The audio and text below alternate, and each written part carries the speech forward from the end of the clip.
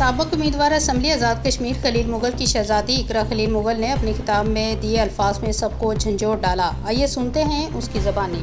آج مجھے جس موضوع پر بولنے کا موقع ملا ہے وہ ہے ہمت مدد خدا۔ میرے ساتھیوں، ہمت مدد خدا کے گھومتی دستائیں سن ماضی میں عمر ہو جاتی ہیں۔ دریا فراق کے کنارے جب اللہ اکبر کی صدا بلند ہوتی ہے تو اسپین کا ساحل بھی طرف اٹھتا ہے۔ اسی کی مثال طارق بن زید، محمد بن قاسم، شاہ محمود غزنوی نے قائم کی۔ پھر بڑے صغیر میں مولیہ سلطنت نے بھی اس مثال کو قائم کیا۔